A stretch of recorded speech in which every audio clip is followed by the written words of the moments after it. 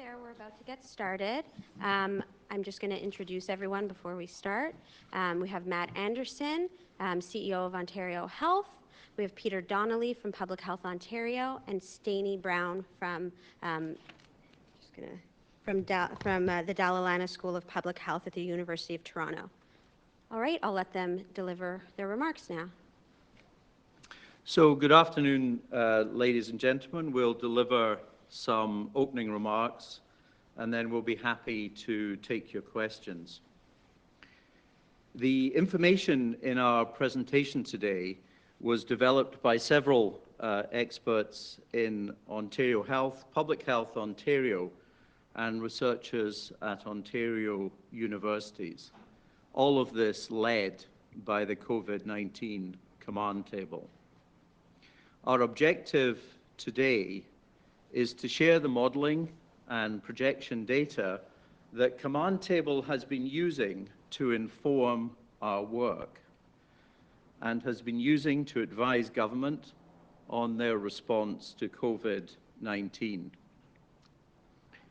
We feel it's important to be transparent with the public about the scale of the challenges which together we are facing and the important work that we all need to do to help flatten the curve. How this outbreak unfolds is in the hands of the public, in effect, in all of our hands. We can change the outcome for the province by staying at home and physically distancing ourselves from each other. Now, recognizing that we get new information about this virus and this outbreak on a daily basis, we will, of course, continue to refine our projections, our models, and our advice. Everybody should take reassurance from the fact that our public health measures so far have made a significant difference, and we need everyone to stay focused in the weeks ahead. So stay home, stop the spread, and stay safe. For media following along with the slides, I'm now turning to slide 4. There have been 67 deaths in Ontario. I appreciate that some people may see different figures from that, but those are the figures that have been processed through the integrated public health information system. And although I can fully understand that it may appear confusing or even frustrating for some members of the press when they hear about deaths reported in the media locally, it must be frustrating when the deaths count does not quite tally.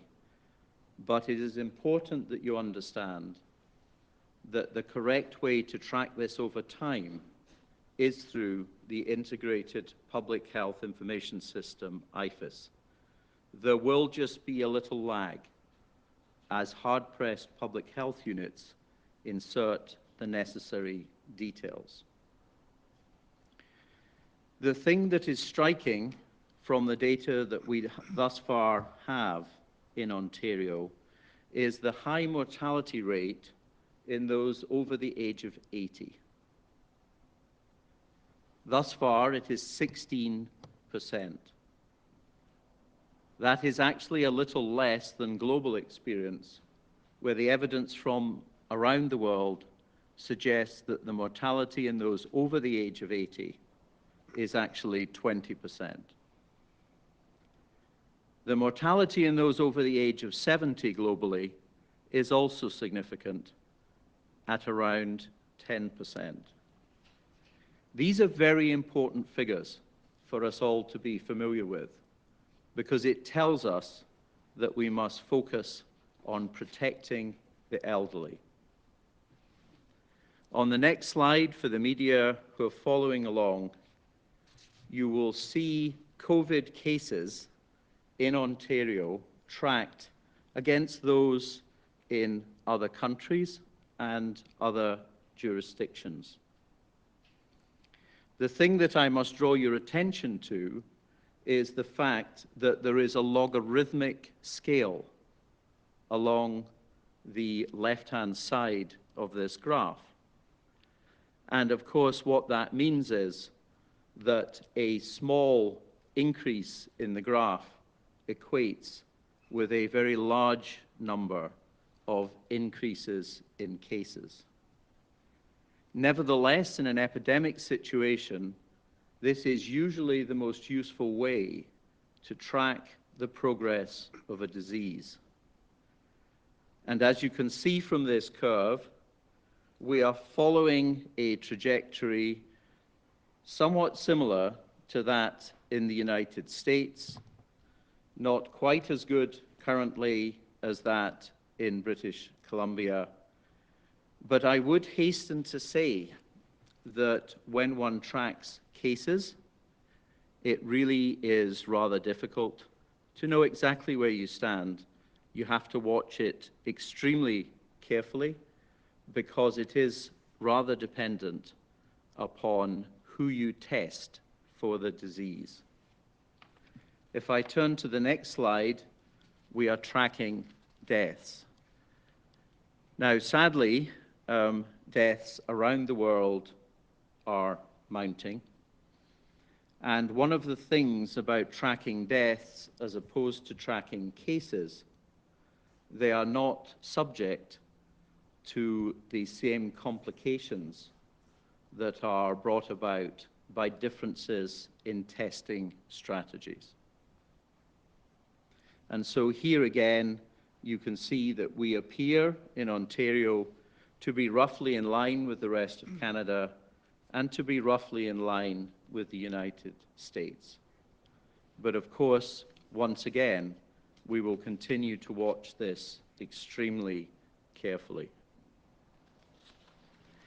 It is important to acknowledge at this point that a great deal has already been done in this province that will help limit the eventual death toll from COVID. So if, for example, we go back as far as March the 12th, we had the closure of public schools. Rapidly after, there have been a series of other measures. For example, limiting visitations to long-term care, looking carefully at those who are in short-term in and out arrangements with correctional facilities, and prohibiting large gatherings of over 250. By March the 16th, people were being told to practice social distancing. Travelers from outside Canada were being told to self-isolate for 14 days. The prohibition on gatherings was dropped to 50. And people were told to work virtually wherever possible. By March the 17th, we had the closure of public gathering places and establishment. By March the 21st, redeployment for healthcare professionals. And then rapidly in succession on the 23rd, 24th, and 25th of March, the closure of non-essential workplaces, work deployment for LTC homes, and the prohibition of gatherings of more than groups of 5 people. Most recently, we have seen enhanced capacity for contact tracing being rapidly put in place. We have seen the closure of parks and outdoor recreational facilities, and people have been instructed to limit outings to essential needs. Self-isolation for individuals over 70 and those who have underlying medical conditions or who are immunocompromised has been very strongly recommended. We also have had extended school closures. I'm now going to pass across to Staney Brown. Thank you. I want to just start on slide 9 for those who are following on with slides and talk a little bit about some of the caution with which any models need to be interpreted. They're really used to help us plan what could happen, but I say this with very great seriousness, they are always an abstraction of what we're dealing with, and the farther out we go, the more uncertainty there is. We've used assumptions based on what we've seen in other outbreaks of COVID-19 and what we can gather from data around Canada as well to try to inform the model. And then we model how it spreads, and we do this based on standard epidemiological models where we can. And we try to make assumptions about how quickly, or make estimates of how quickly and how widely the disease will spread. Critical to say that we'll talk about what would have happened had we done nothing. We'll talk about what may happen now, given the public health interventions that are in place. And we'll also talk about what could happen if we had enhanced measures to continue this or to try to suppress the disease as far as we can. It's important to note, though, these measures only work if people follow them. And so the assumptions that are in place here are assumptions about people working to make sure that they stay safe and keep the people around them safe. And it's important to note well that if there are people with COVID-19 infections moving between healthcare facilities or other places where there's many people living at the same time, there could be larger outbreaks. Going along to the next slide, which is slide 10, you'll see the curves that look at the different countries that Dr. Donnelly's already talked to. I just want to lay out that the Ontario curve is shorter because of a shorter period of experience with the disease. But that point way on the far point there of a significant number of deaths, almost 100,000 deaths, is an estimate of what we might be looking at within 30 days had we not taken the initial measures. And I talk about what this case would be like had we not taken measures, because I think it's important to convey the seriousness of the threat presented by COVID-19, and also the issue that were we to relax or to assume that we were in safe territory now, this is a disease that can rear back very quickly. But you can see here 100,000 cases within 30 days had we not done anything. If you go to slide 11, you'll see a little more clear representation of this. The 300,000 cases with a lot of growth right there. The current intervention, what we mean there in the middle is that there is a substantial reduction given our public health interventions in place, but perhaps still about 80,000 cases that we might see if the disease continues to grow as it does in other jurisdictions. But looking at cases here, 12,500 roughly cases we'd expect by the end of the month if we take new enhanced measures to suppress the disease. If you go on to slide 12, you'll see a similar presentation of deaths here.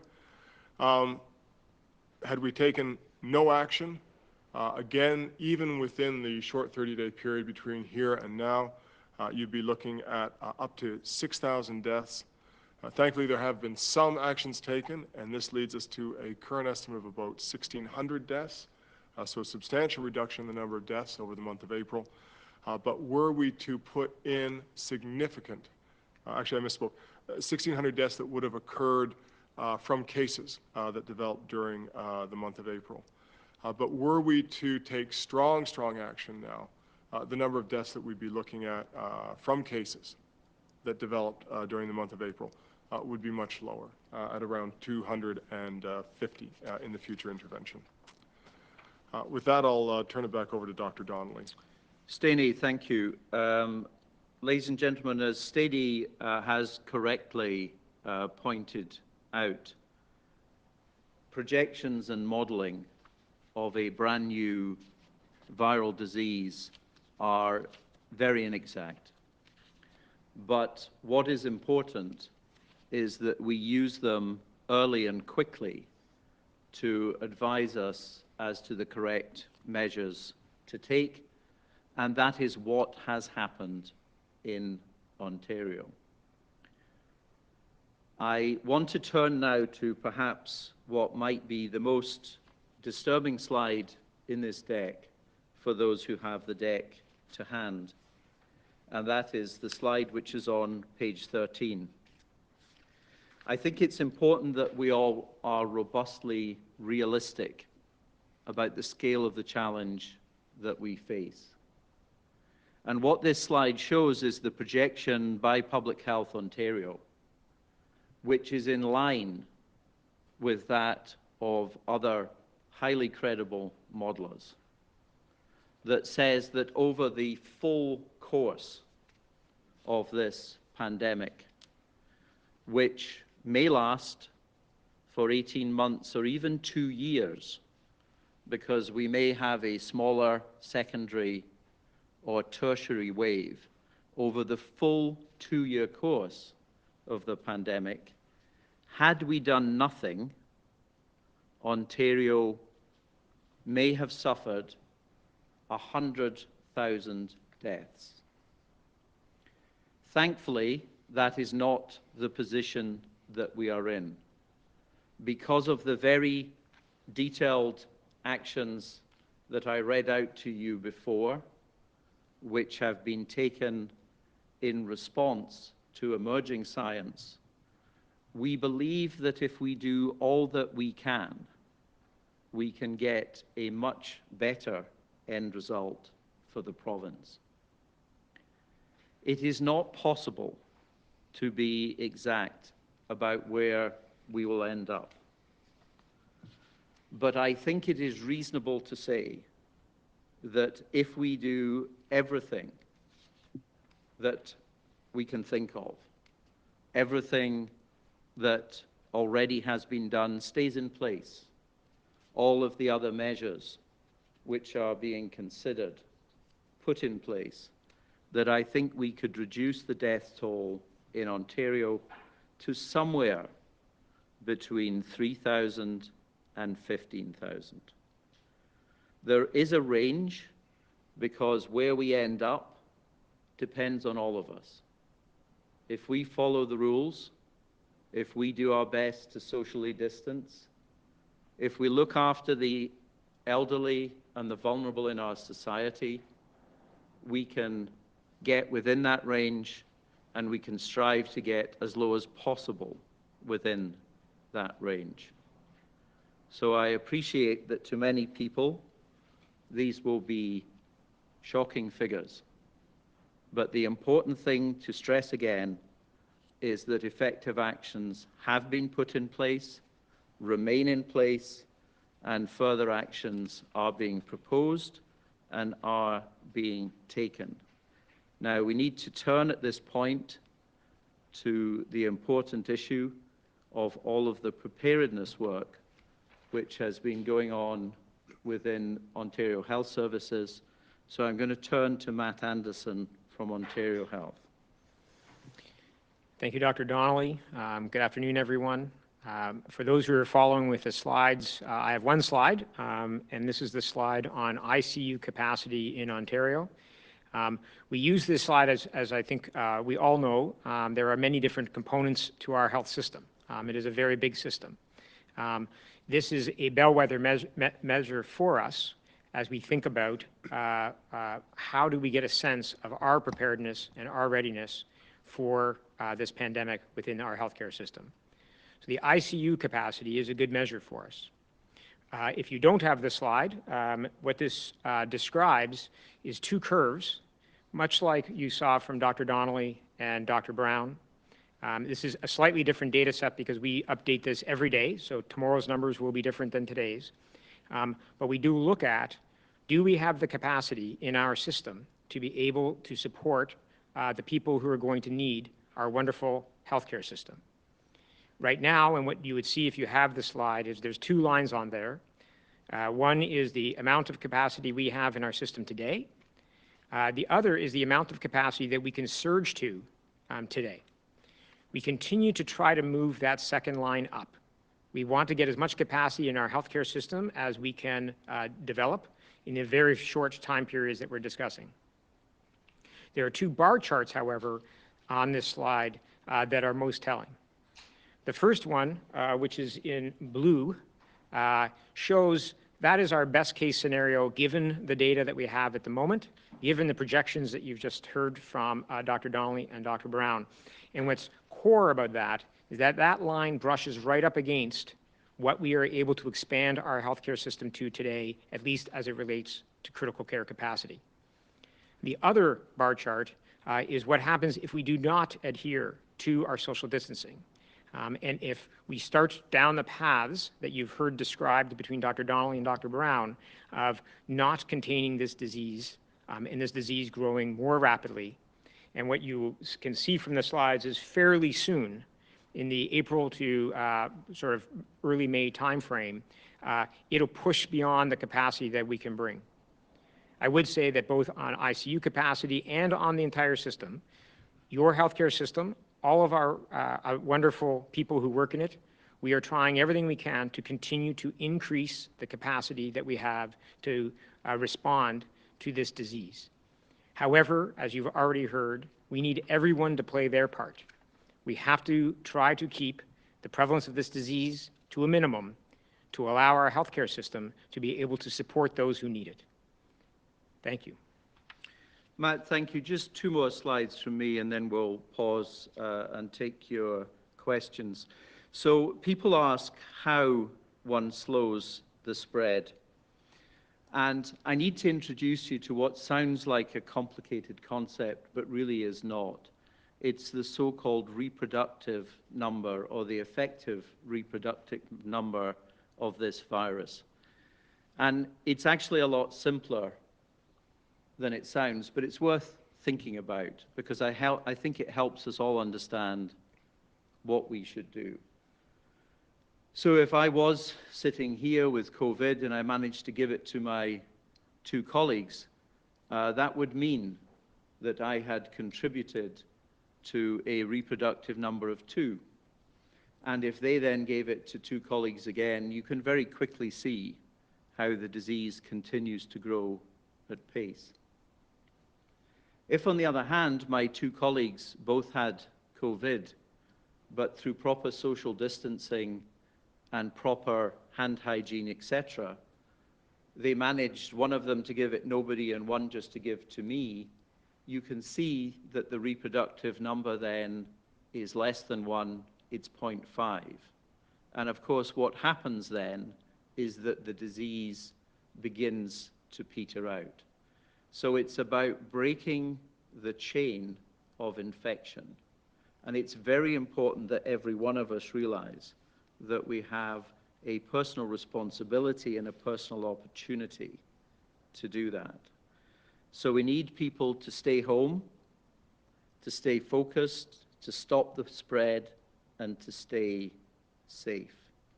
Everybody needs to fully adhere to the public health measures that are put in place, because we want to avoid overwhelming the health service in the way that Matt has just described, and the way that tragically you will see reported on the news media from around the world.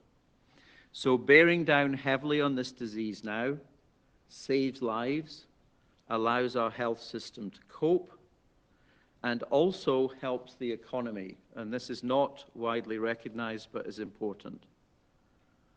There is convincing research that suggests that if you bear down hard at this point, it actually brings the disease to an end more quickly, and it allows the economy to bounce back. So there is no dilemma between saving lives and saving the economy. Bearing down hard now achieves both things. Finally, I need to run through a number of immediate focus, additional public health measures, and also future measures which are coming. So the first thing that is very much being worked on as we speak is enhanced capacity for case and contact tracing. In jurisdictions elsewhere in the world that have done particularly well, this has been very important. It's about breaking the chain by assertively chasing down cases and their contacts. There is a small army of federal employees, medical students, and others being assembled to actually address this issue. They will be working closely with Public Health Ontario, with the Ministry of Health, with Ontario Health, but particularly with the public health units in the province. The second thing is increased testing due to very impressive efforts by frontline lab staff and lab leadership, not just at Public Health Ontario, but across the province in many of our hospitals. We have now eliminated the backlog of tests.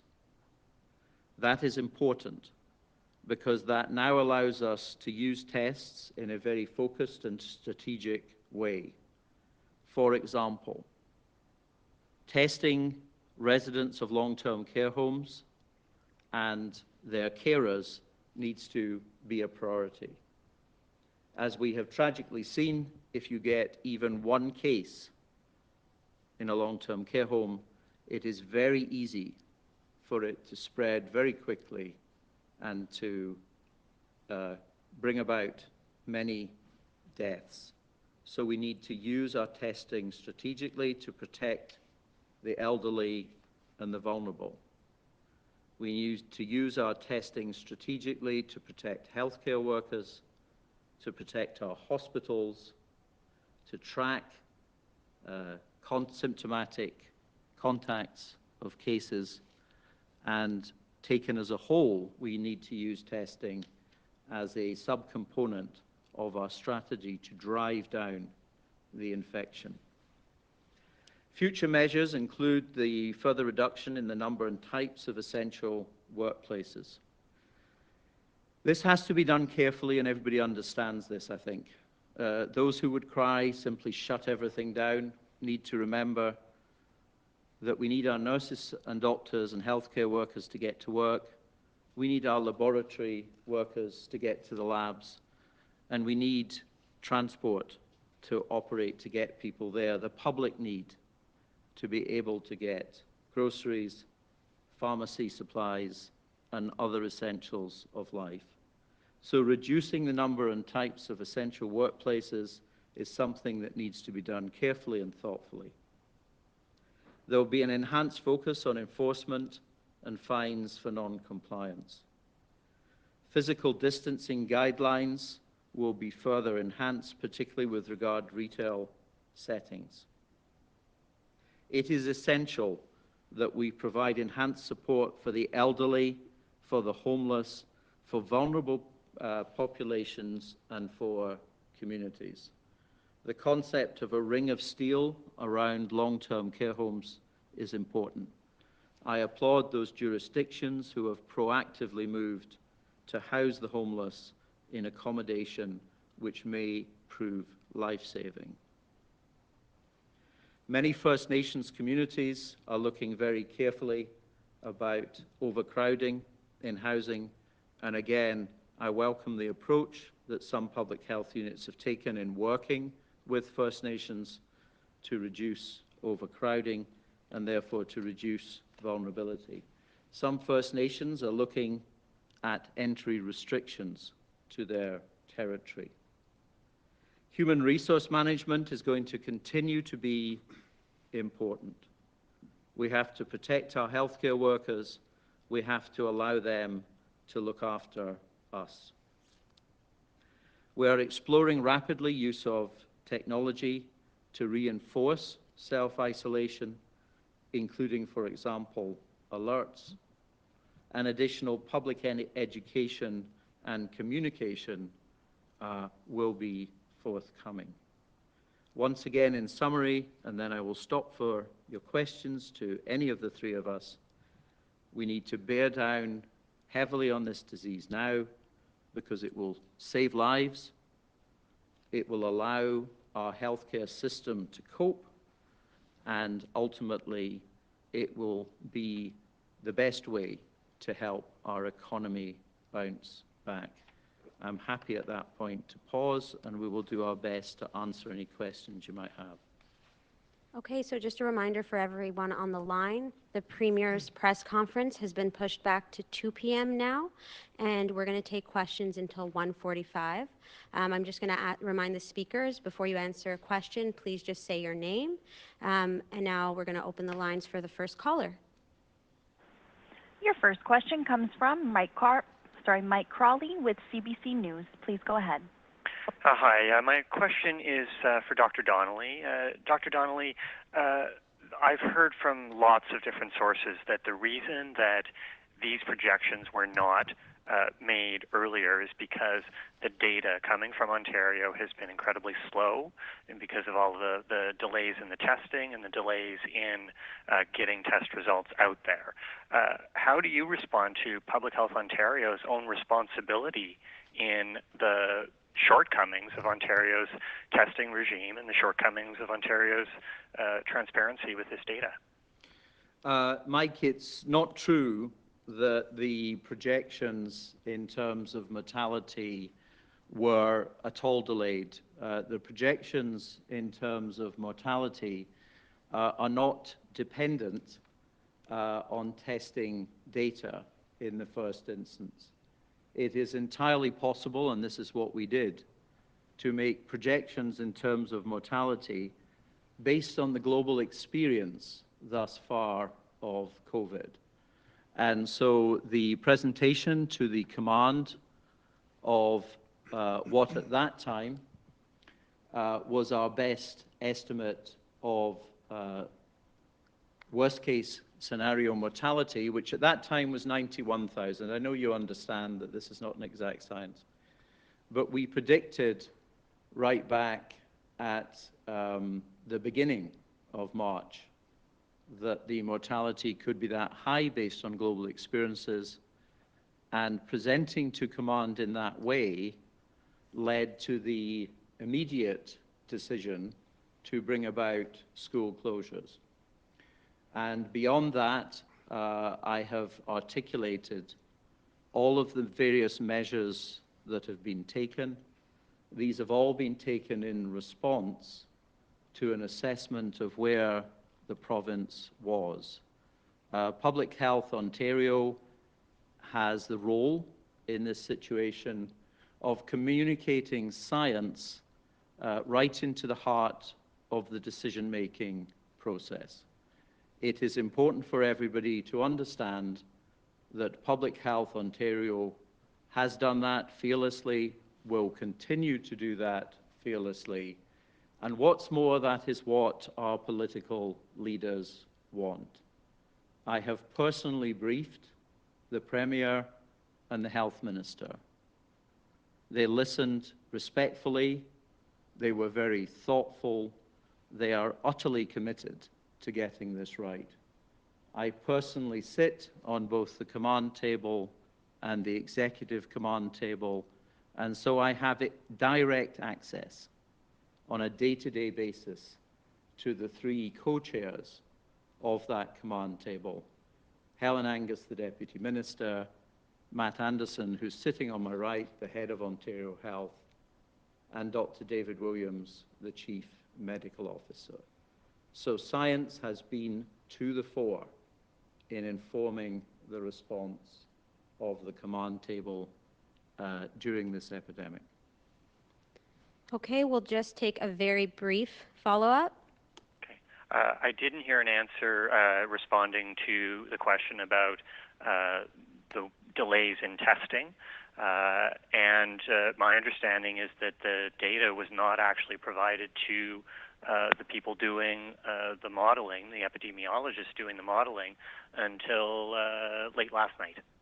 So if you could please respond directly to those two specific things, the delays in testing and the delivery of the data that the epidemiologists needed to do all of this modeling. Sure, happy to do so. The release of data is a thing that only the ministry can do. The ministry has decided to release data to anybody who wishes to model this disease. I think that's a very sensible thing. Modeling as you move through this epidemic will become increasingly complicated, and we will need to draw on the very best brains. And so I think it's very wise that all of the data is being made available. But once again, the early projections of mortality were made were provided right into the heart of this process, and so they determined the policy response. Your second point about testing is also important.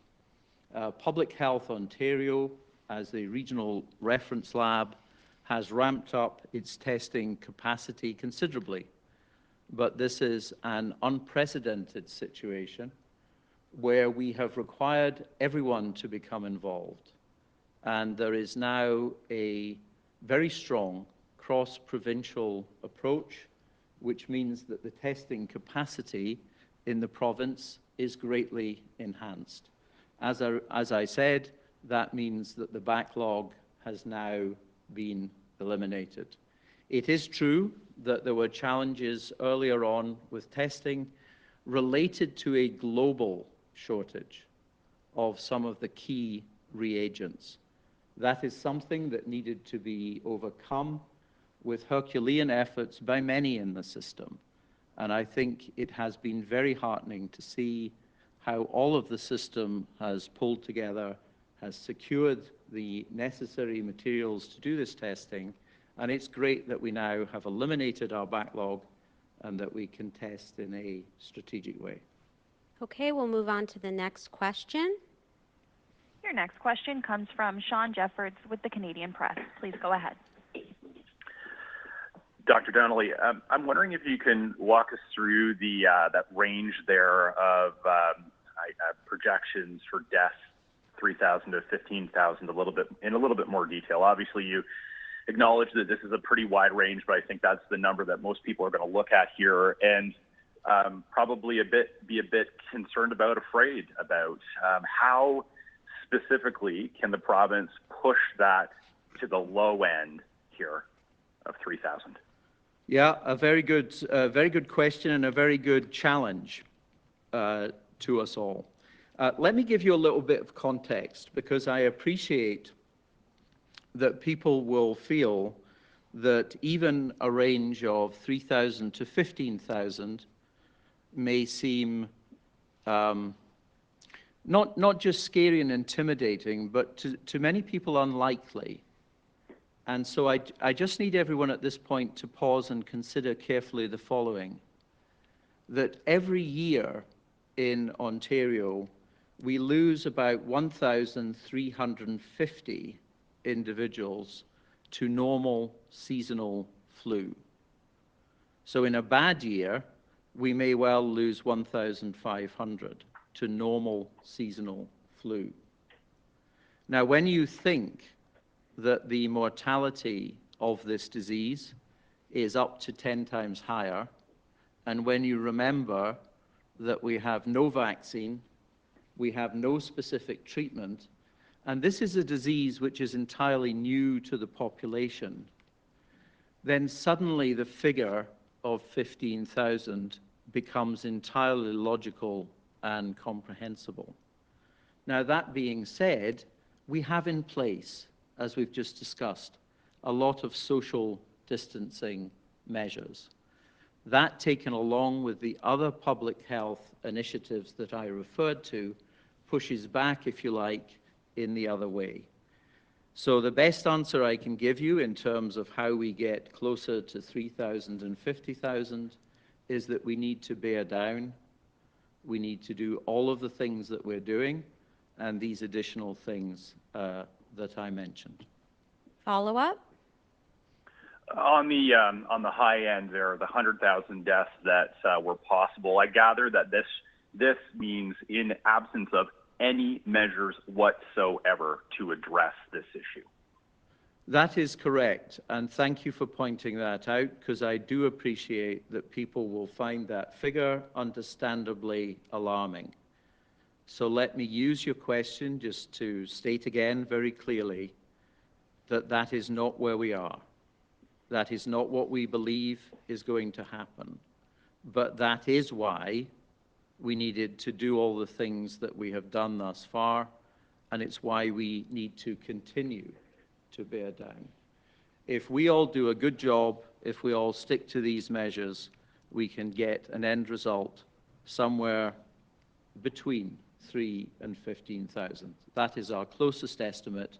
We will, of course, watch carefully for sophisticated emerging models as we move forward with this epidemic. Okay, we'll move to the next caller. Your next question comes from Cynthia Mulligan with City TV. Please go ahead. Hi, doctor. Could you spell out more what the average person needs to do? And does there need to be a full-on lockdown? Do the Emergency Measures Act need to be put in place? So the average person needs to do the things that they have been asked to do. They need to maintain physical distance from others. They should stay at home unless they are an essential worker or when they need to go out for essential tasks. And those essential tasks need to be very tightly defined. So in other words, it is to get food, it is to get pharmacy supplies, if those otherwise cannot be delivered. If people wish to go out and exercise, and I do understand why in this situation people might want to do that, it is imperative that they do that on their own, or perhaps as a couple or very small group with whom they already live. It is not appropriate if one is out walking to stop in the normal way and speak to neighbors or strangers because you need to maintain social distancing. People need to maintain hand hygiene. They need to wash their hands regularly with soap and water. They need to use alcohol-based antibacterial agents when soap and water isn't available. Those are the most basic personal things that people can do. I just want to remind everyone on the line to please try and keep your questions to what's on the slides. The Premier and the Minister will be able to answer further questions later. Cynthia, follow-up? Well, I'm sorry, but my follow-up is, Doctor, Ontario has done, per population, half the tests that Quebec has. Do we have an accurate figure here, or is as much information as you need to do these projections?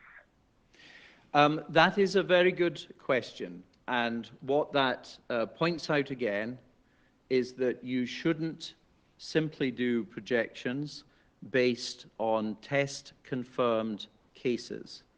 It's also important to look at projections which are based on other things. Sadly, in countries that are further on with the epidemic, there are a mounting number of deaths. And in that situation, what you track over time is deaths, because deaths are not subject to what would technically be called testing bias. In other words, to any distortion that might be brought to the system because of the way in which you test. So we have used various ways of looking at this, and so we are confident that the overall mortality that we referred to and the target mortality that we're now tracking towards, that is not affected by the number of tests or the way in which the tests are being done. Next question. Your next question comes from Rob Ferguson with the Toronto Star. Please go ahead. Hello, Dr. Donnelly. Just a quick question on the model. I'm wondering about it because, and I'm not challenging it, I'm just looking for an explanation. We know that there are probably hundreds or thousands more people who have COVID-19 that have been tested because not everybody's getting tested.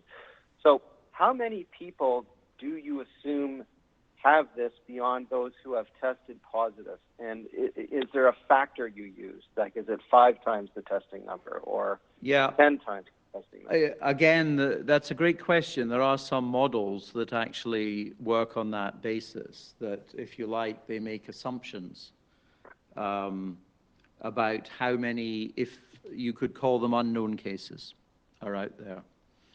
And look, let's be honest and frank. There clearly are many cases in the province that we don't know about. That must be the case because the evidence from around the world suggests that many people, particularly younger people, can have this disease in a very mild form. They hardly realize that they've got it, and therefore the danger is that they can spread it to someone else quite innocently. But again, these models, in terms of a worst-case projection and in terms of where we now think we are headed, are not dependent upon that sort of data. Modeling and projecting is a very inexact science. In the early days of an epidemic, it's all about providing an important early steer to policymakers about what they should be doing.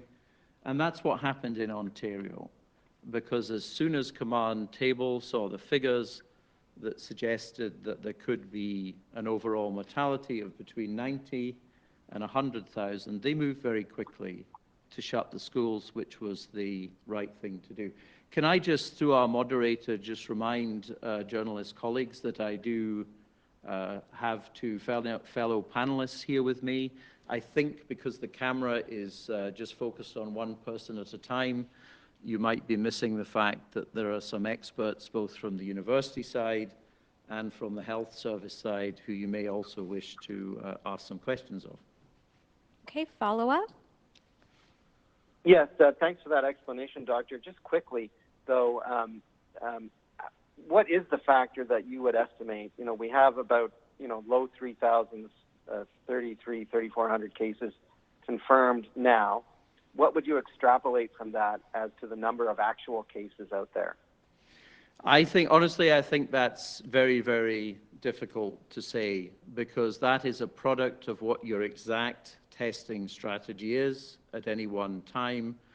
And there's another factor in Ontario which is important to mention, and I'm sure you're aware of, but that is our returning travelers from overseas. So if I can use particularly the example of the so-called snowbirds, who many of whom overwinter in the United States and then travel back to Ontario. And of course, that is a very challenging problem for us and one that we need help from those individuals with. Because I think it's very clear that in many parts of the United States, this disease is highly prevalent. And so many of these people, again, quite innocently, can travel back from the United States and perhaps don't realize that they are carrying the disease. And this is why these people must stay at home for 2 weeks. They must go directly to their home when they come from the airport or other port of entry. They should not be stopping to do shopping or anything else on the way home. Whilst they are at home, they must absolutely reduce to as close to zero as possible their contact with other individuals. I'm sure you all see the importance of this, which is that otherwise these individuals could inadvertently seed this disease all over Ontario. So if you know snowbirds, if you have snowbirds as neighbors, please help them out. Please drop shopping for them. Please drop pharmacy supplies for them. Please help them to do what I'm sure they want to do, which is to keep everybody else safe. Next question. Your next question comes from Jeff Gray with the Globe and Mail. Please go ahead. Hi, doctors. I wanted to ask about that projection, the 3,000 to 15,000 projection, which I understand the range there depends on the distance measures, what we bring in, and how well we adhere to them. But can you talk a little bit more about how you came up with those boundaries and what level of confidence you have in those boundaries? Well, those figures relate to the entire course of the disease, which may be, as I say, over 2 years. What people don't necessarily realize is that with an epidemic like this, you can have a second or even sometimes a small third wave. And so if you see figures which are less than this, a lot less than this, it may be because people are only looking at the first wave, or it may be, as Staney Brown was explaining earlier on, that the particular model that he was speaking to is a model that is focused on the short term. All of these models work in a complementary way. The sort of projections that I'm talking about, the 100 down to somewhere between 3 and 15, the purpose of that is to drive high-level public health measures. The purpose of the sort of model that Staney Brown was talking about is to inform the work of people like Matt Anderson and his hospital colleagues in terms of preparing the healthcare system. So I think it might be useful at this point for me to throw this across to Staney to talk about the way that sophisticated model he was referring to operates, and it may be that there's a contribution that Matt would want to make about how modeling actually allows us to take an informed view on issues such as how many ventilators we might need. So Staney first. I'm not sure I could help on the No? 3.5, Okay. sorry. Okay, so anything you want to add, Matt, on the use of models to inform healthcare preparedness and planning? Sure, and I don't know if it's direct to the question, but as Dr. Donnelly has said, for us, as we think about how do we create the capacity that's going to be required, while we appreciate that the models can move, and as I mentioned in my talk, that first slide, we update that daily to try to maintain a view as to where do we need to get to support the system. As Dr. Donnelly has described, that can move around quite a bit. It's still helpful for us as we think about what is the scale that we need to move to make sure that we're creating a system that can support. And of course, as you've heard, and I think has been the theme throughout this meeting, where that model ultimately goes, what these numbers ultimately come back to, largely comes down to how well did we do as citizens to adhere to the social distancing. We have that power, and we have to execute that to keep our numbers as low as possible. Quick follow-up. And just connected to the point that you were making there, the 18-month to 2-year horizon, does the model assume the same level of distancing measures, or does it assume that over that time, as we get from first wave to second wave, that these measures are lifted in some way? Yeah, great question. You're now getting into a very complicated future scenario that truly will require very sophisticated models and the very best scientific brains to look at this. Look, what we're trying to do at the minute is to drive down, as I explained, the effective reproductive number of the virus to below 1. So this is not simply now about flattening the curve. This is about chopping the top off the curve. This is really about taking measures that drive down the number of deaths, the pressure on the health service. And the idea of that is that it not only does those two good things, but it does allow the potential, if you actually completely suppress the disease, to look very carefully around the province and to see whether there are places where it might be possible to selectively lift some of the social distancing measures.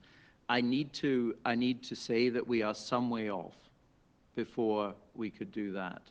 But the time to start thinking about that now is now. The time to start thinking about how modeling could inform that is now. And there are various things that you can do, including background serological testing, because the assumption that most of the world is working to, and we have to believe is correct, is that this is a disease that we will only get once. And so if you do background serological testing, which doesn't tell you about whether you have the disease today, but tells you about whether you've had it in the preceding weeks and months, that can actually be very helpful. Because in a place where there's very little background evidence of infection, you clearly would need to be very, very careful about lifting social measures, because there is still a large proportion of the population who are vulnerable. Whereas in a place, probably more like the GTA, where we have most of our cases and sadly most of our deaths, then it might turn out that when we actually look at this, there is a higher level of background infection. And if enough people have got this disease and are now immune to it, you do effectively move closer towards a situation where you would have what's called herd immunity. And what that does is that it stops the chain, it breaks the chain, because when you have somebody who is infected, most of the people who they come up against have themselves already had the disease and therefore are not going to get it again. So you can see that the way in which you might lift social measures, the timing of when you did that is going to have to be driven by some very complicated modeling, some really quite complicated science, and is going to have to be done in a very thoughtful and disciplined way. Okay, next question. Your next question comes from Antonella Artuso with the Toronto Sun. Please go ahead. Thank you. Hello. Hi. Does any of the modeling consider the general population donning some kind of mask? These models have not. In general, the accepted science in terms of masks has been that they really are best preserved for frontline healthcare staff and for other appropriate frontline healthcare providers. I am aware that in some other parts of the world, it has become more and more common for the general public to wear masks. And we need to keep watching the evidence on this and what other places do. But in general, with masks, it's not so much that it protects the wearer, other than in a frontline healthcare setting. It really is more about protecting other people from an individual if that individual is themselves symptomatic. I mean, simplistically, it stops them coughing or sneezing over someone. But of course, the person who is symptomatic, the person who is coughing and sneezing, shouldn't be out anyway. They should be self-isolating. They should be at home. Now, that doesn't mean that if you see somebody with a mask, you should panic and assume that they have COVID. That will almost certainly not be the case, because I think people largely are following, thankfully, the injunction to stay home if they are unwell. But there are differences, national, cultural, in terms of mask wearing. I think masks in our current situation should be preserved for those who need it most, our highly valuable frontline healthcare workers and other emergency workers. Matt, you've been very involved in the PPE issue, the supply chain. I don't know if there's anything you would want to add. Thank you, Peter. I think I would just add that PPE and supply chain, this is obviously our biggest challenge in our healthcare system right now as we look to our preparations. We have sort of a significant effort going on federally, provincially, within all of our agencies to secure more PPE. We're also encouraging conservation methodologies across our system. But at the end of the day, and going back to Dr. Donnelly's original point, the most important thing here is the safety of our healthcare workers, the people that they serve, our patients and families, and we move everything in that direction to support them. Thank you. Follow-up? Thank you. The worst case scenario, the scary number, the 100,000 dead, that seems to be avoided through full social distancing measures for a long time. I'm wondering, are you aware of any jurisdiction that has successfully been able to socially distance themselves for more than a year or 2 years? It's another great question. Look, I think people need to realize that these are truly, truly unprecedented times. People have tried to think about historical examples when social distancing was requested and complied with. And some people will point back to polio epidemics in the past. But even then, it wasn't on the scale that we're now having to apply.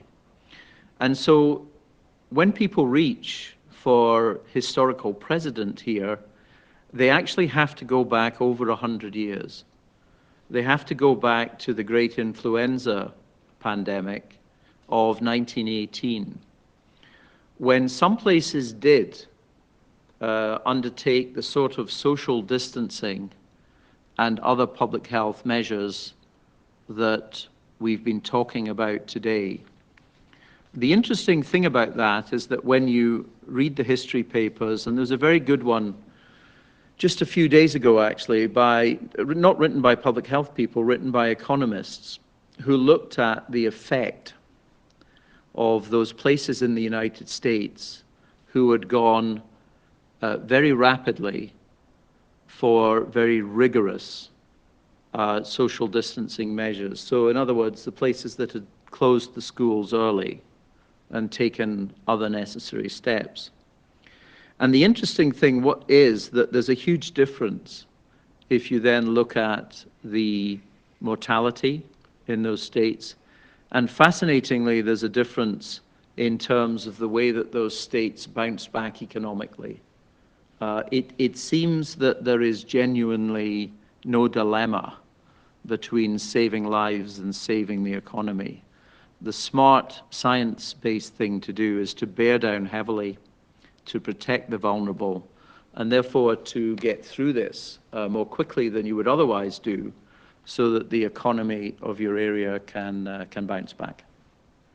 Next question. Your next question comes from Christina Tinalia with CP24. Please go ahead. Hi there. Thank you so much for taking my question. Doctors, I'm wondering if you can provide some guidance on this. When we consider that Toronto is the largest city in the province, and you look at the projected numbers in terms of the projected number of deaths, can you attribute them geographically? Can you attribute them to, say, because Toronto is the largest city, for example, people in this city could perhaps expect the largest potential number of deaths in Toronto? So you would normally expect, of course, the largest number of deaths to happen in the places that have the largest population. And it's not surprising, therefore, that the largest number of cases we have and the largest number of deaths, all bar outbreaks in nursing homes outside the GTA, they are focused on Toronto and the GTA. But really the measures that one would take are the same. One bears down heavily whether you're in Toronto or whether you're in a smaller Ontario town. I do think there has been a very responsible attitude taken to try and ensure that federal government, provincial government, and Toronto city government try and keep very tightly in step, because clearly if that were not to be the case, I think the public would be confused if there were different rules in one place than somewhere else. And I do think that the politicians at all of those three levels, drawing on the science, have been very careful to try and stay in step to limit the number of deaths, whether that's in Toronto, the GTA, or elsewhere. Follow-up?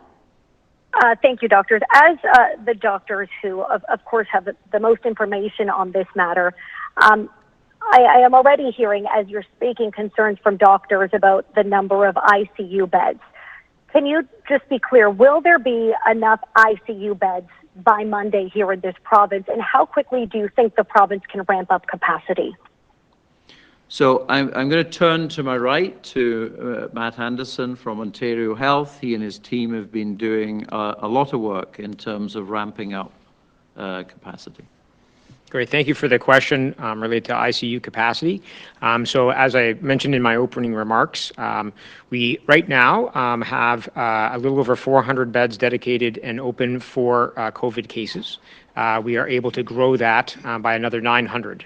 That is the number that we have today.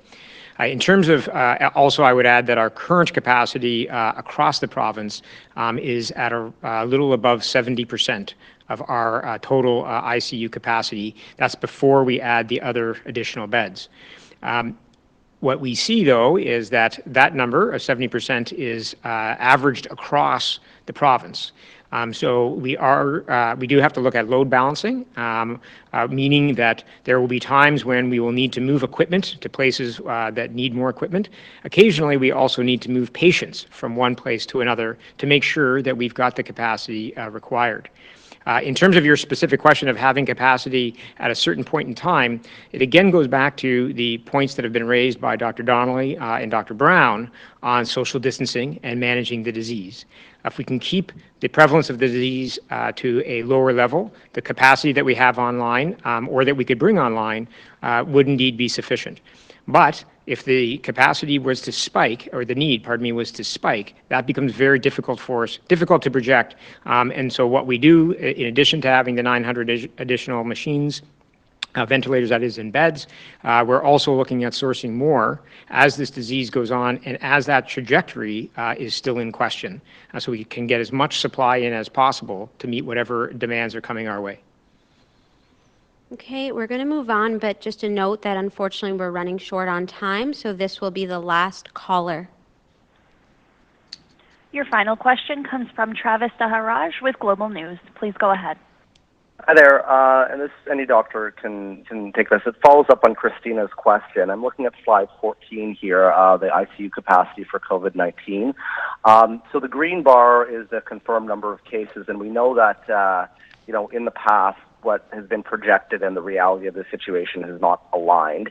And it looks as though in the short term, like next week, we may run out of ICU beds. So what is being done to, in the next week, get some of these beds online? And do you expect shortages in the meantime? And how long would you expect shortages for?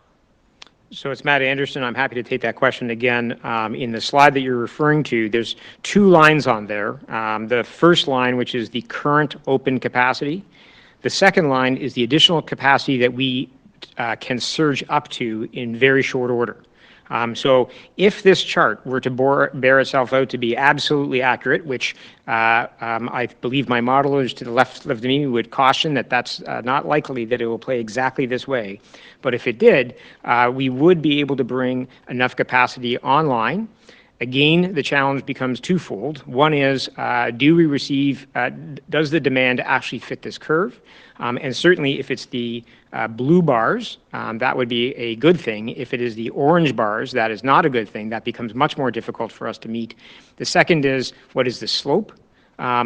We've got this modeled out. It could spike faster, which is another challenge for us for sure. And although I said two, I should say that the third element on all of this is matching where are these cases happening versus where do we have the capacity in the province. That is very difficult for us to model.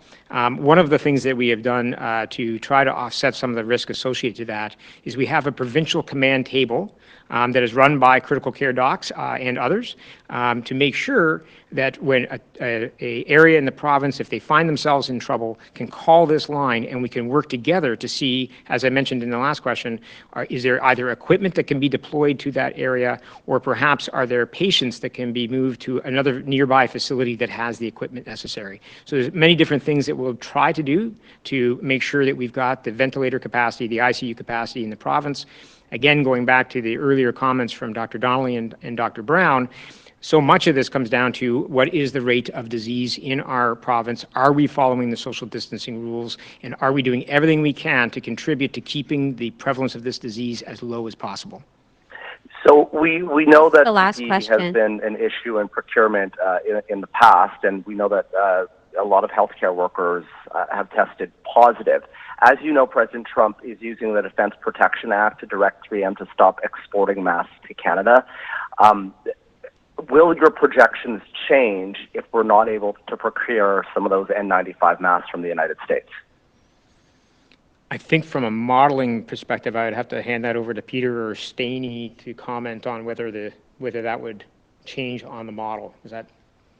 Do you wish to comment, Staney? Yeah, I'm happy. So anything that changes the supply that we're anticipating obviously reduces capacity, and as we look at a epidemic growing, that becomes a very, very, very tough place.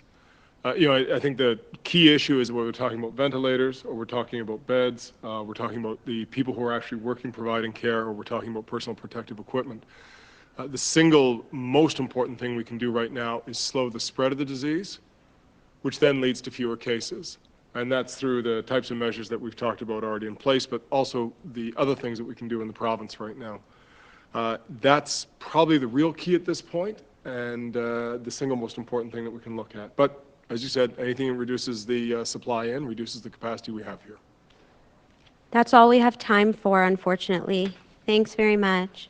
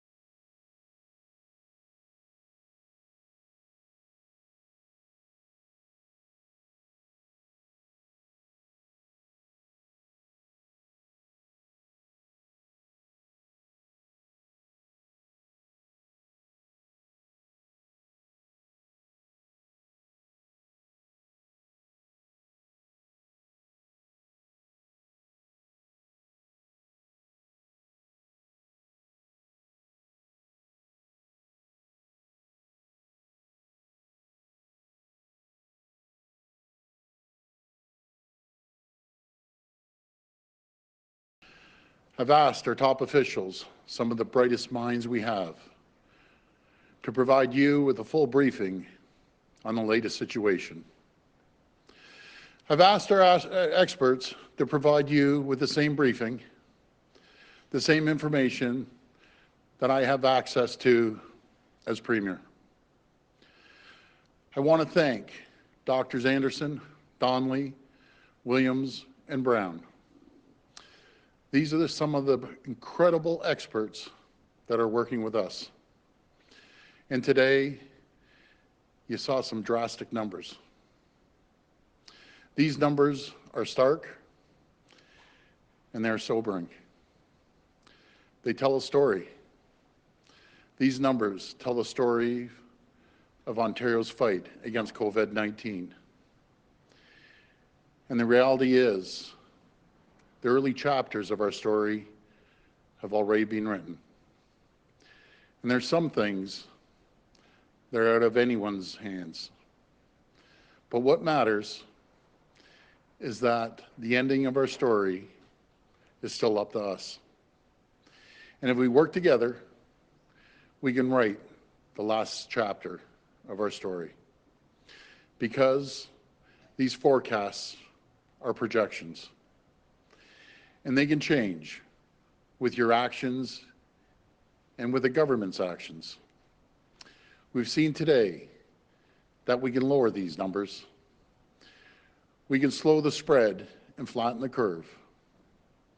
But as it stands, by the end of this month, we could see as many as 80,000 people in Ontario inflicted with this terrible virus. Over 1,600 people could be dead by the end of April. That's 50 a day, or that's 2 people every hour. Each one could be your brother, your sister, your mother, your father, your grandparents, or a friend. This virus could hit any one of you or your loved ones, because this terrible virus doesn't discriminate. It doesn't care about your race, religion, or creed. It doesn't care about your age. Anyone and everyone is at risk. We all have to ask ourselves, what is the cost of a life? Is a life worth a picnic in a park? Is a life worth going to the beach? Is a life worth having a few cold ones with your buddies in the basement? The answer is no. None of those things is worth as much as a life. So to everyone in Ontario, we need to listen. We need to listen to what the data tells us. We need to take action. We must take these warnings seriously. I can't stress this enough. The situation is extremely serious. And we must recognize that the numbers also show that everything we've done so far, everything we've done together since this started, is working. And thanks to every person out there listening to the advice of our health professionals, staying at home, keeping their distance, and doing what they can to keep this virus contained. The numbers clearly show that we have collectively saved thousands of lives. You have saved thousands of lives. But we also know that we can't stop now. There are 1,600 people out there who need us to do everything we can in the next 30 days to help save them. My government is prepared to take every step possible. And today, I'm asking you to do the same thing. We're moving as quickly as we can and acting immediately as the data changes. And today, we're taking additional steps to flatten the curve. We're announcing the closure of many more sectors of the economy. And I can tell you, this was no easy task. I know that businesses are struggling to stay afloat through these rough waters, but lives are on the line, and we must take this action now. Effective Saturday, April the 4th at 11:59 p.m., we'll be directing additional workplaces to close. All industrial construction except critical industrial projects will stop. Only necessary infrastructure projects like hospitals and transportation will continue. No new residential construction will start. Those few sites that will remain open will be placed under the highest level of scrutiny possible. We'll keep coming down hard on in the inspections. We have added over 60 new inspectors. We have hundreds of inspectors out every day.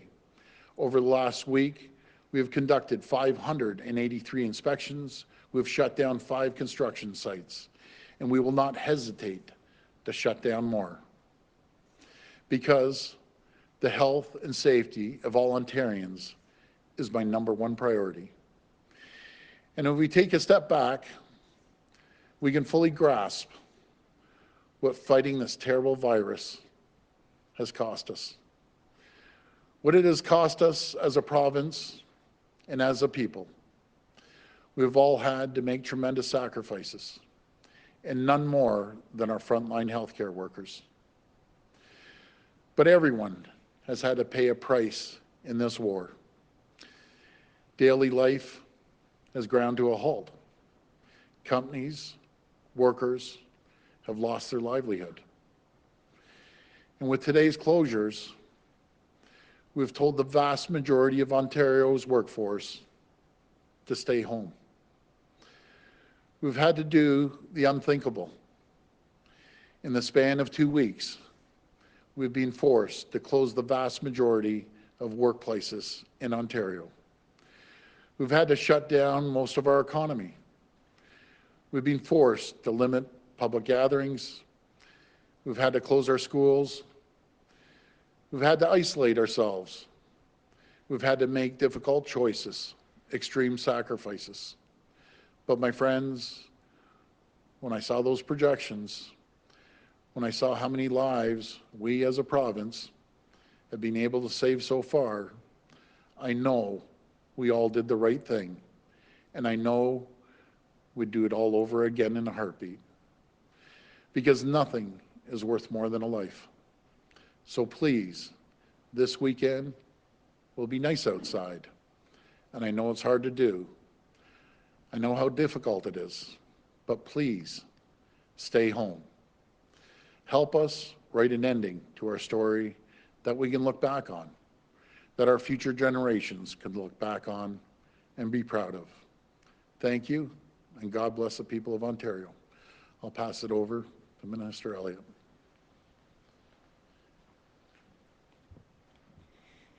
Thank you, Premier.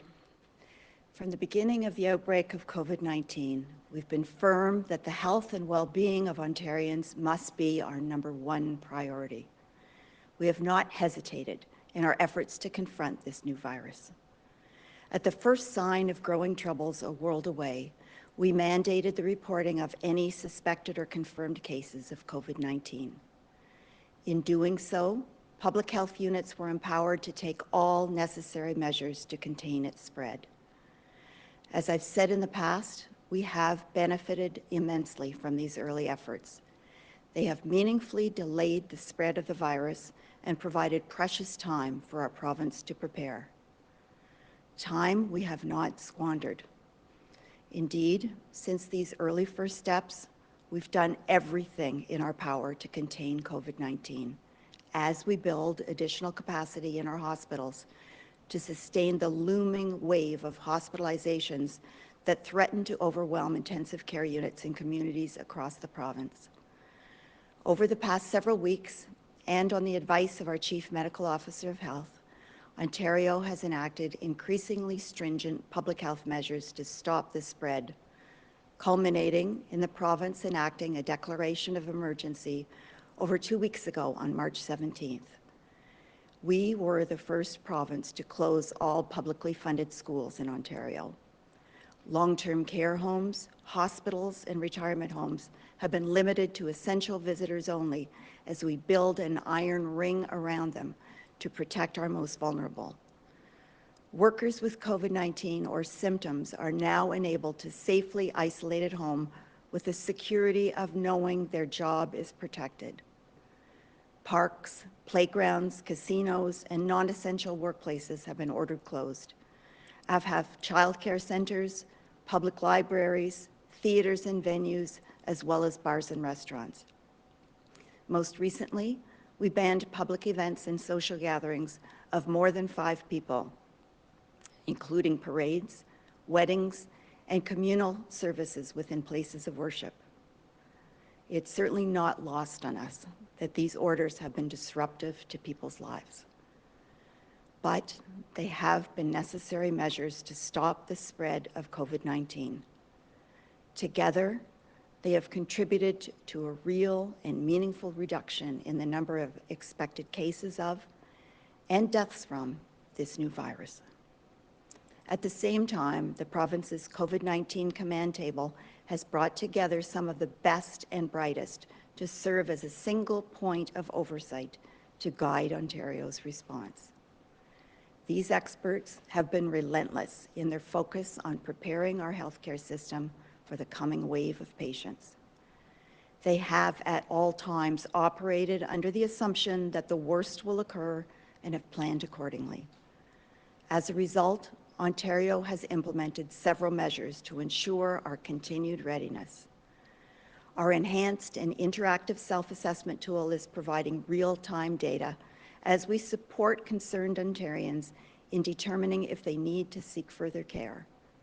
There are nearly 100 assessment centres operating across the province, helping to relieve pressures on emergency departments and protecting broader patient populations. Telehealth is operating at unprecedented levels of capacity. The province approved new billing codes for doctors to provide telephone assessments, enabling them to support their patients who can now remain at home. And we are enabling hospitals to pursue new and innovative arrangements with retirement homes and hotels, or to build additional capacity through temporary pandemic units. This work to create capacity has also at times called for difficult decisions to be made. Decisions like ramping down elective surgeries. But in doing so, we have created desperately needed space in our hospitals and freed equipment and personnel to bolster our fight against COVID-19 as we urgently invest $341 million more to build 1,000 acute care and 500 critical care beds. As we confront the growing challenge of COVID-19, we will continue to support the brave heroes working on the front lines of our healthcare system.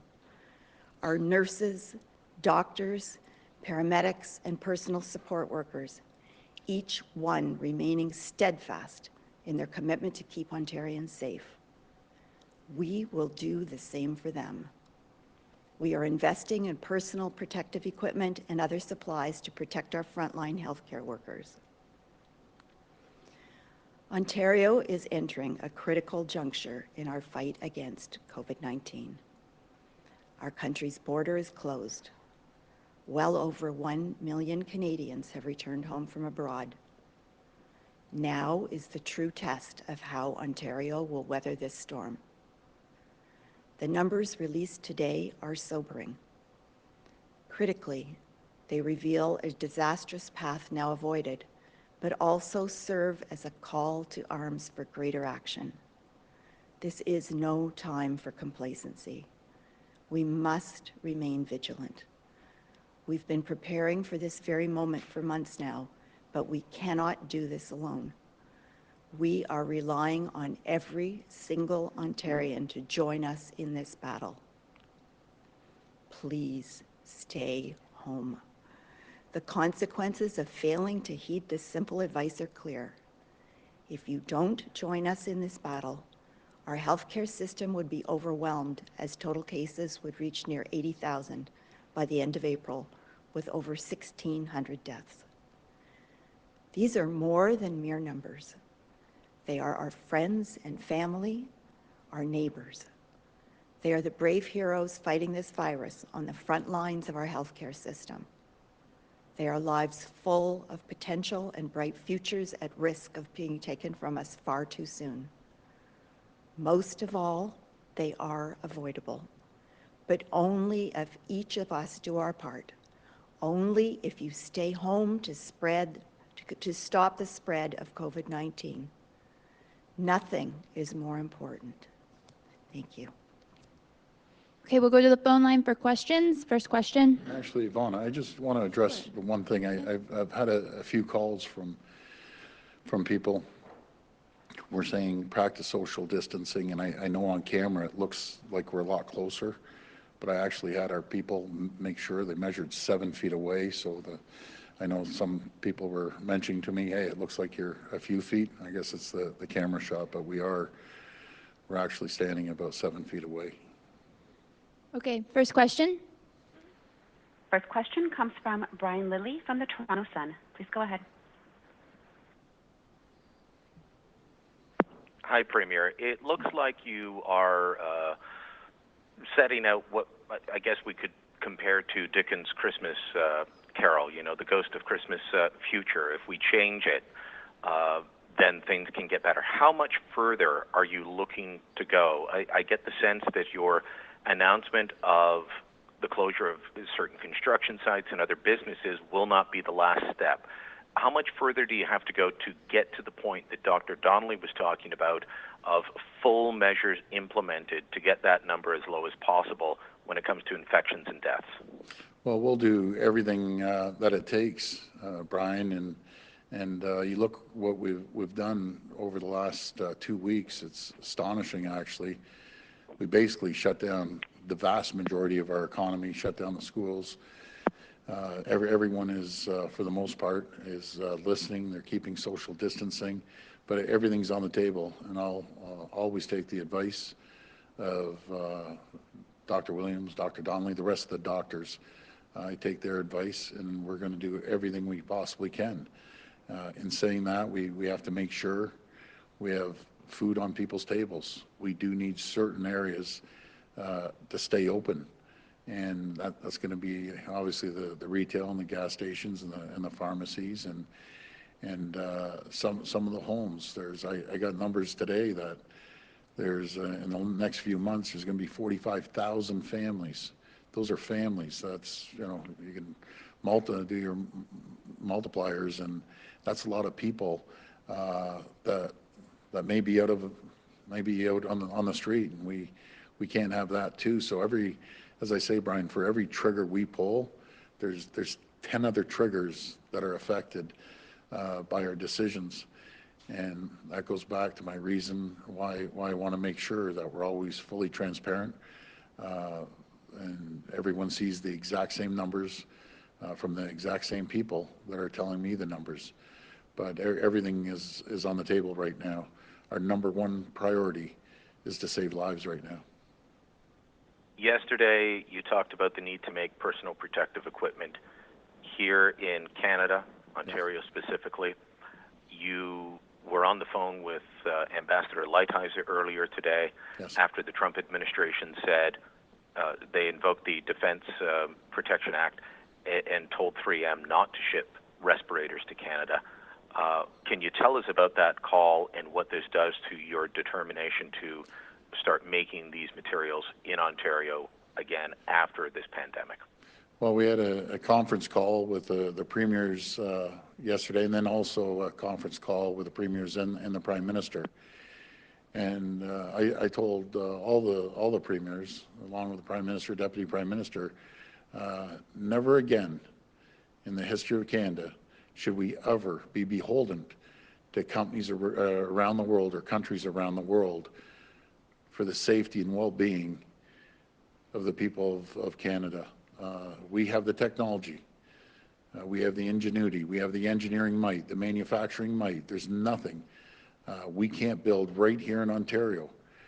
And I also mentioned, as we get these companies ramped up and we get through this, we can't be going over to other sources because we're going to save a nickel. Because we might be small in population compared to other countries, but we're giants when it comes to technology, manufacturing, ingenuity, engineering. As I always say, we can build anything. And as long as I'm Premier, I will never, ever let this happen again to the people of our province or our country. I've had great conversations with all the manufacturers right now, as early as an hour ago and last night, seeing where we're at with the N95 masks from Woodbridge. They're doing an incredible job, no matter if it's a reagent or the ventilators. Everyone is pulling their weight, and we're so grateful. But we will never be put in this position again, that we're still relying on N95s. I had a call. I have a very good relationship with Ambassador Lighthizer through the trade negotiations, and I called him today and told him how disappointed I am that they would make this decision.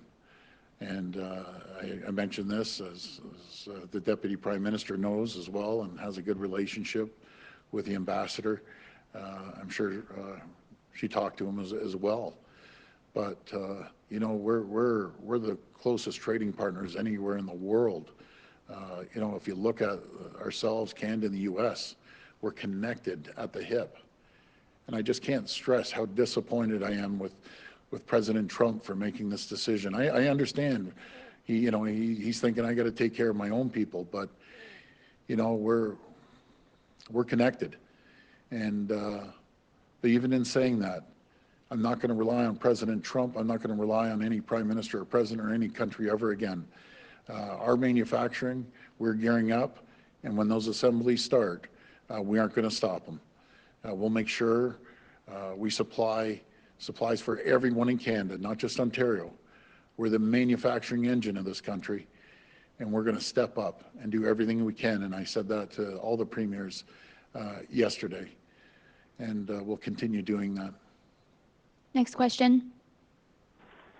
Next question comes from Laura Stone from the Globe and Mail. Please go ahead.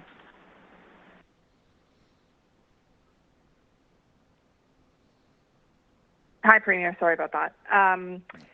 Thank you so much for taking our questions. I just wondered on your decision to further restrict construction.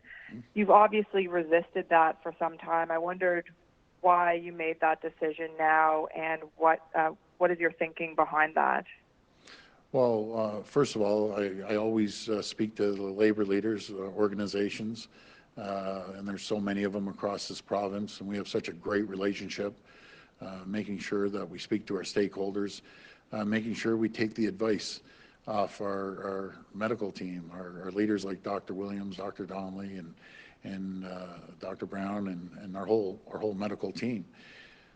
And I saw the numbers, I think it was yesterday, and that was a clear decision. We have to make sure that we shut down every possible industrial, commercial site that we can. Well, we are shutting them down, and to make sure that we protect as many frontline people as possible. We still have to do critical infrastructure, sewers, water. People have to have water. Hospitals are critical. If there's ever a time we need to speed up the construction of hospitals, it's right now. Some housing that I mentioned 45,000 families that are months away, and some are even weeks away from being able to get in their house. And nothing would be more dangerous than having a whole bunch of families on top of each other living in the same house because their house isn't ready. Any new builds, they're closed down. So we're trying to minimize the construction to the best of our capabilities. And if you, as I mentioned earlier, Laura, if you look back of what we've done, and when I say we, I always include the people of Ontario, what collectively what we have done as a province is really staggering. That the moves that everyone has made and has worked so hard, and everyone has collaborated with our medical team and with Dr. Williams and the rest of our medical team that give us advice, and we act immediately. Thank you. And my follow-up question is for Minister Elliott. Minister, we know how dangerous this is for the elderly population and for people who have family members in long-term care or retirement homes right now. And we're seeing how this virus is spreading and people are losing their lives. What should family members of these people be doing right now? Should we be looking to pull our family members out of these homes? And obviously there's a lot of difficulties with certain conditions. If you have a grandparent with dementia or Alzheimer's or certain physical conditions, or you just wait it out and leave them in there and hope for the best. What advice are you giving people who are terrified for their parents and grandparents right now? Well, I know that there are many, many families that are very concerned about their parents or grandparents that are in long-term care homes. In some cases, the family members may be able to take their family member back to their own homes to care for them if they are well enough and if they have been cleared, of course, of COVID-19 symptoms. But that's just not a reality for most people. Most people will remain in the homes, but all I can say to all those families is we are taking this very seriously, particularly with respect to people in long-term care homes, retirement homes, and other congregate settings. We are really trying to build that iron ring of protection around them. So that means we will be doing enhanced testing. As time goes on, we are going to be making sure that there's no visitors coming in, which I know is difficult for people, except in exceptional circumstances where perhaps someone is in palliative care and is not going to make it. But we take this very seriously. We want to make sure that we're going to do enhanced contact testing and follow-up testing to make sure that if there are any signs exhibited in these long-term care homes, we're going to have public health officials deal with it right away. So we want to help families. We want them to know that we take this very seriously and that the seniors, particularly living in these homes, are our top priority. Next question. Next question comes from Cynthia Milligan from City TV. Please go ahead. Hi, Cynthia. Hi, Premier. I know that you have said that you're going to be shutting down all but non-essential construction, and we've seen the numbers, and yes, the projections are grim. Premier, you're practically begging people to stay at home. Do you need to force them to further as the weather gets nicer? Well, I hope not, Cynthia. Again, I have confidence in the 14.5 million people in this province. If this doesn't give a wake-up call to people, I don't know what does, but I think it's the responsibility of everyone in this province to make sure they follow the protocol that our Chief Medical Officer has put forward, and our other medical team, the COVID-19 table has put forward. I don't know what more you can say other than if we don't do it, we're going to be in serious trouble. The impact on our hospitals is going to be extremely serious, and we have to make sure we follow the proper protocols, social distancing, and just making sure that we listen to everything that Dr. Williams and his team has put forward to us. What is your breaking point if people aren't listening? If you see this weekend that people are still congregating in parks and beaches, and would you like Prime Minister Justin Trudeau to use the Emergency Measures Act?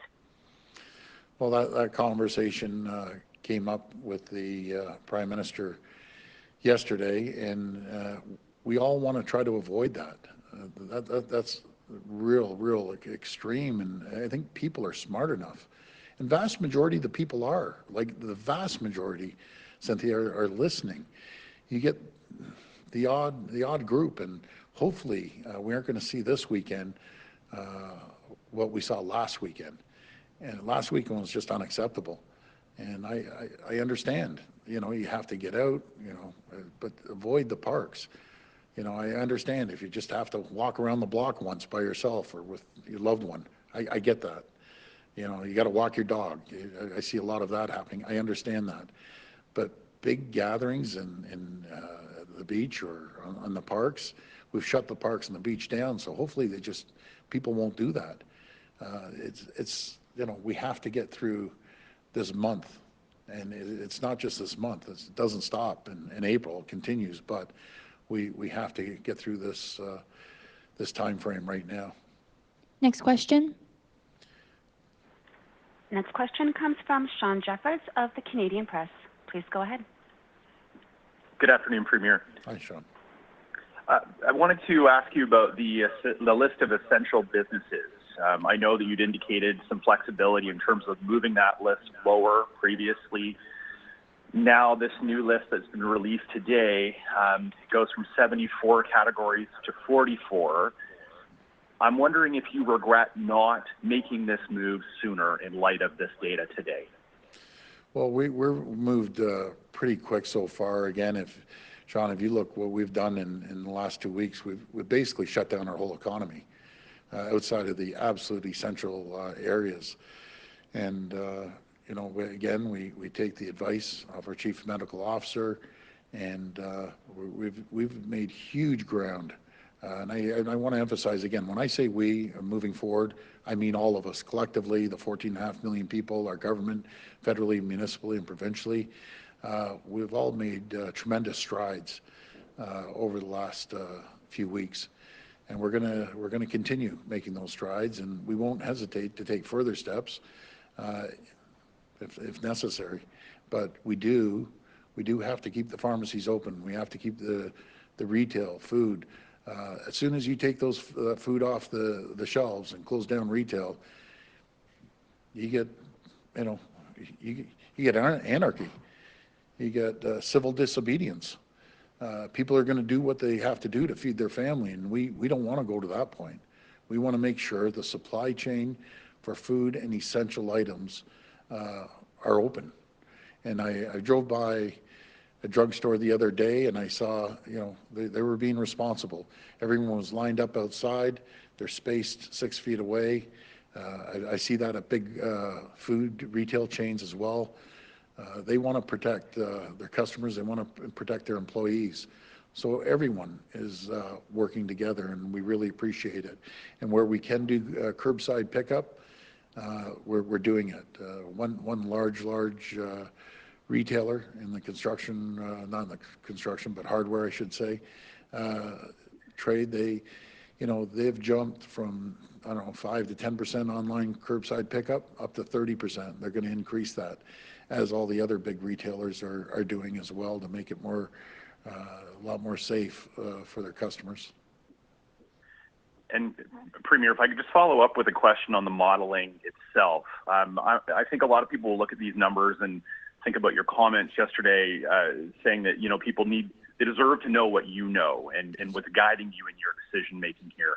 I'm wondering how long you've known about the numbers in this modeling and how long they have been guiding your decisions. Well, yesterday, those numbers you saw, I saw yesterday and you saw today, that's when I saw them. I saw them yesterday, and they've showed us worldwide models in the past, but really, as Dr. Williams beside me here will tell you, with all the people coming from abroad and all the snowbirds coming in, to have some more accurate modeling, we had to give Dr. Williams and his team at least a week to gather some more modeling, and they're going to continue doing it as we move forward. So again, Dr. Williams, you've been incredible, and we just appreciate everything that you're doing and everything all the other health professionals are doing around the table. We have the best in the world giving us advice. You're hearing the exact same advice that I hear, and I'm going to continue making sure that we're transparent. What I hear, the public's going to hear, and that's what we're going to do moving forward, to make sure people are informed, and they'll have decisions to make with their families or communities moving forward. Next question. Next question comes from Mike Crawley at CBC News. Please go ahead. Hi, Premier. So you're announcing these strict new measures on essential businesses, and you said at the very beginning that you're taking these steps today as soon as you got the data. But the fact is that the delays in the testing slowed down the data that Ontario had. So if you'd had that data sooner, would you have acted sooner? And how many lives have those testing delays cost? Well, I look at all the lives that we've saved. We've saved thousands of lives by reacting the way we have, Mike, and we're putting all the resources possible into this. And it wasn't the government that saved lives. The people of Ontario saved lives by following the protocol that Dr. Williams and his team has put out there. You can always look back. I always want to look forward and moving forward, what can we do to even reduce that? You saw some staggering, stark figures today, and we're in a full-out battle right now every single day. But I'm confident if we follow the proper protocols, and I think all the doctors mentioned it today, we're doing everything we can as a government, but that still plays a small part compared to the people of the province can play by just staying at home, practicing social distancing, wash your hands. We've been saying this over and over and over again. So we need the cooperation, which we have. We've had the cooperation. And thanks to the people of Ontario, we've saved thousands and thousands of lives. My follow-up would be either to you, Premier, or to Minister Elliott. The modeling shows that the current ICU capacity basically is on track to run out next week, and you'll need to add at least 900 beds in a best-case scenario. How realistic is it to get 900 beds, new ICU beds, added in that time frame, and what are you going to do about staffing that? Where are the ICU doctors and ICU nurses going to come from? I'll pass this over to Minister Elliott. Well, we are already working at the command table, both in terms of increasing the number of spaces, but also increasing the human resources in order to work in those spaces. Every hospital in Ontario has been given permission to go ahead and add to their capacity in the way that they see as most appropriate. For some of them, it may mean renting space in hotels or motels. Some of them are using space in retirement homes, and some of them are actually creating field hospitals. So they're ready to go whenever they need to increase their capacity, and that's something that's calibrated on an hour-by-hour basis, and depending on where the outbreaks are happening. In terms of human resources, we have set up a website where people can volunteer to help. We've received over 10,000 applications already from people who are ready to staff these units. These may be nurses who may have retired who want to come back into service, medical students who are going to help us with the contact tracing and so on, other volunteers who just want to help in any way that they can. So what we're doing is working with the regulatory colleges to try and get retired nurses, for example, that want to reapply back into practice. We're working with our medical students to get them into the assessment centers or to help with contact tracing. We are very grateful for the many people that have stepped forward, but we are ready to go depending on where the hot spots are with COVID-19 and what each individual hospital needs. But they all have a plan in place right now to expand their capacity, and they're ready to go whenever they need to. Next question. Next question comes from Travis Dunraj of Global News. Please go ahead. Hey there, Premier. I just want to go back to Brian's question from the outset about the masks. And we know that 274 healthcare workers have tested positive so far for COVID-19, and they need PPE, especially N95 masks. The Prime Minister alluded this morning to potential repercussions that would happen if President Trump follows through with this. What is Ontario prepared to do, and how is this going to affect Ontario's trade relationship and relationship in general with the United States? Well, first of all, with the N95 masks, we have a couple million masks on order with 3M. I'm going to be calling the president after I finish this press conference to ask where we stand on those orders. We have some other sources that we're getting some N95 masks in, And as soon as I confirm it, I don't want to confirm it until we see these masks literally land at one of the airports here or in Ottawa. We've also had a good conversation with the folks over at Woodbridge, and they're producing something better than an N95. It's called an N96, and it's going through the approval stage. We're expediting that all the way through to all the agencies, Health Canada as well. They're expediting it. And once they're up and going, we're going to be pumping these out by the millions, and we won't have to worry about anyone else. That goes, it just shows you, again, going back to the technology and the engineering skills that we have, the engineering might that this province has. I'll put it up against anyone, anywhere in the world. And again, we'll never be in this position, no matter if it's ventilators or N95s or gowns, face shields as well. We're going to be producing the face shields here, but over the next week or so, once we get all these approvals, we're ramping up.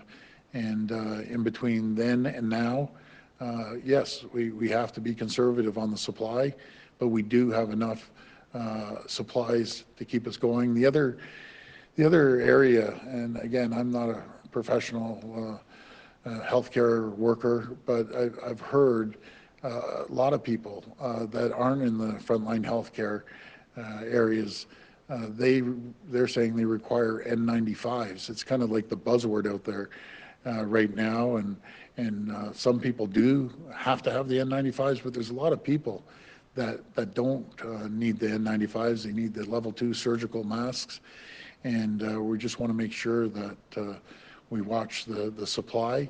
And again, we still have supplies coming in on a daily basis, but I'm going to feel a lot more comfortable when we can produce them right here in Ontario.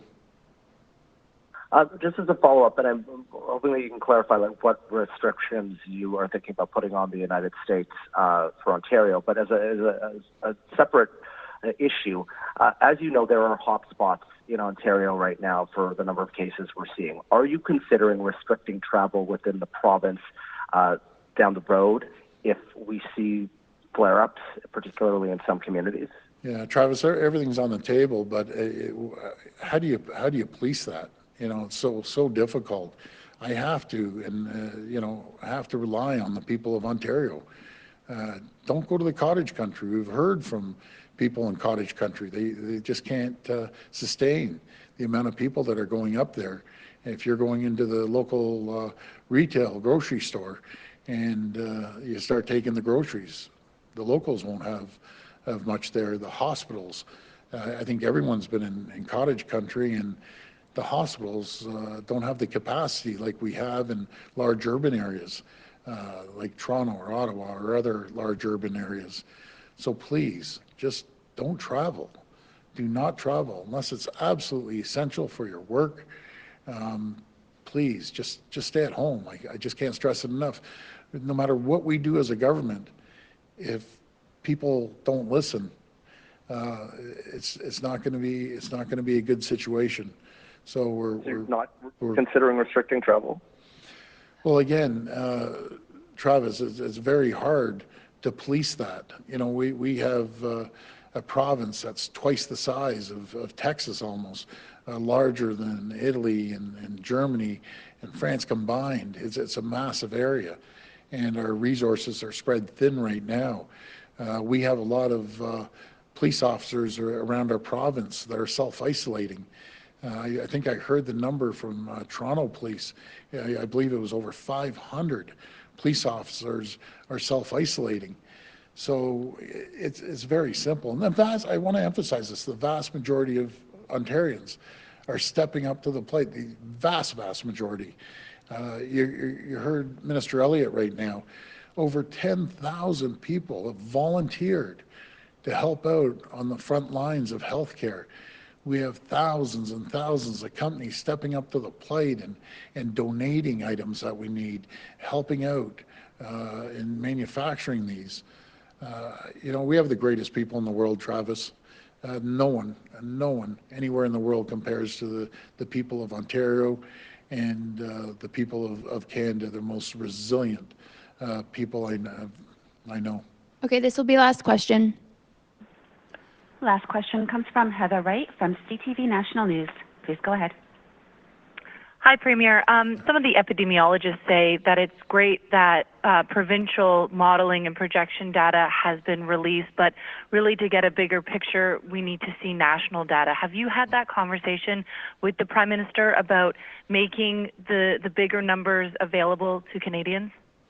Well, that conversation really didn't come up, and I'm in no position to tell the Prime Minister what he should be doing, shouldn't be doing, and I'm in no position to tell the rest of the premiers what to do. I just personally feel it's the right of the people of Ontario to know what I know. And so I've had to make that decision. It's going to be up to the Prime Minister to make his decision for the people of this country. It's going to be up to the rest of the premiers to make their decision. And that's going to be up to them. But I can tell you, we're going to be transparent. We're going to show people the same graphs moving forward that I've been shown. And once I see it, one day later, the folks of Ontario will see it as well. So that's going to be up to the federal governments and the other provincial jurisdictions to show their figures. Thank you. Thank you so much. Thank you, everyone. Thank you.